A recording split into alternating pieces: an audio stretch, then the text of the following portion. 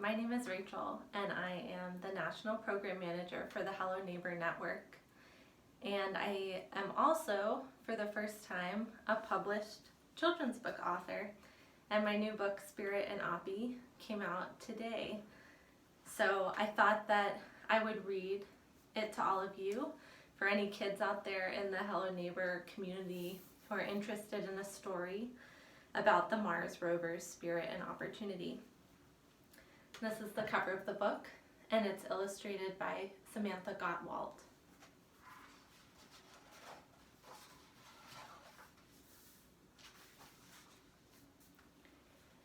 Spirit and Opportunity were twin sisters who loved to explore.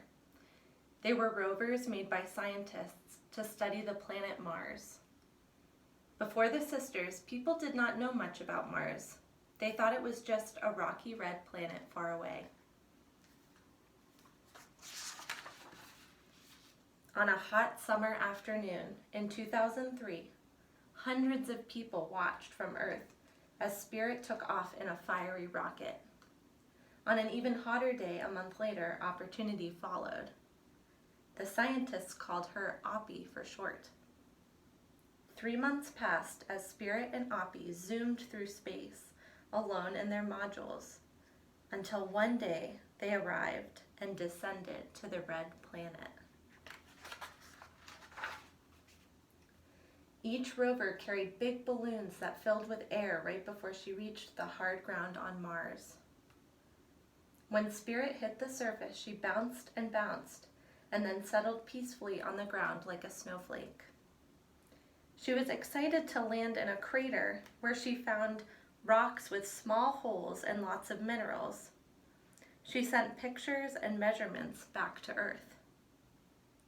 When they saw the pictures, the scientists thought, "These rocks look like they come from volcanoes." Oppy landed in a much smaller crater on the opposite side of the planet. She wondered about the smaller, rounder rocks she found. They made the scientists on Earth think of blueberries. Maybe the minerals in these rocks came from water, the scientists thought. They imagined tiny organisms on Mars once upon a time.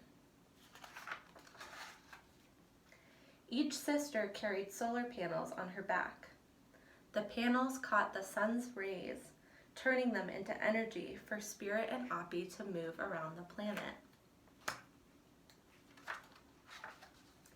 The scientists thought Spirit and Oppy's mission would last for 90 days, but the sisters were determined to explore for far longer. They had to find out if Mars once had water like Earth. Their exploration turned from days into months and then years. Spirit sent photographs of Mars to Earth. In her photos, the people saw a vast horizon with rocks, dust, and her wheel tracks behind. Both rovers used their robot arms and drills to pick up and study soil. Oppy even found salt near the crater where she landed. The scientists imagined there had been a wide lake in its place. It was not always easy, but the sisters kept going.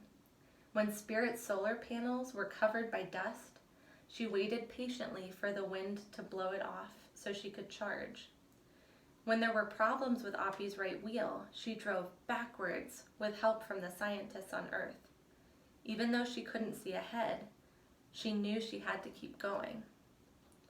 Through their exploration, Spirit and Oppy learned that Mars was not just a rocky red planet like the people once thought. It was covered with sand and dust and plains too. The sisters explored together for 5 years on opposite sides of the planet, until one day the people on Earth heard that Spirit was stuck. Her wheels were wedged in the sand where the sun could not reach her solar panels and give her energy. Some of the people were sad her mission was done. But they were happy to know that Oppy was still exploring, leaving big wheel tracks in the dust behind her. As 10 more years passed, Oppy continued her work, traveling farther on the planet than anyone or anything had outside of Earth. until one day, a radio announcer shared news about Oppy again. He said she had been on the edge of the Endeavour crater when a powerful dust storm hit. She sent a message to Earth as the dust clouded her cameras and the sky turned black. "My battery is low and it's getting dark," she said to the scientists. The dust storm seemed to cover the entire planet. And then, finally, the skies cleared and the dust settled. The scientists hoped a strong breeze might blow the dust off Oppy's panels so she could charge herself. It had happened before, and they wished it would again. They tried to communicate with her. They wanted very much to save Oppy and studied her design to see if there was some clue to wake her up. They even sent Oppy messages they thought would do the trick. When the messages did not work, they played her music. But Oppy could not reply. The scientists knew her battery was dead. She had no more energy. To say goodbye, they played her one last song. Billie Holiday's gentle voice carried across the universe to Oppy. "I'll be seeing you in all the old familiar places." When the song finished, the lead scientist told the others that Oppy was gone. They would not send her another message. She had been bold in her mission, and people all over the world saw Mars through her eyes. Because of Spirit and Oppy, we know that Mars was once warm, that there was water and maybe even life. The twin rover sisters reminded the people on Earth how much we don't yet know. Their exploration created a spark of an idea for the scientists to persevere and use their ingenuity to always keep exploring. And there are a couple more pages in the back with designs of the rovers and a little bit about why I wrote the book and me and my illustrator. So I hope you enjoyed this reading, and you can buy Spirit and Oppy wherever books are sold, and I would encourage you to check out your local independent bookstore. In Pittsburgh, some of our favorites are City of Asylum, Tiny Bookstore, and White Whale Books.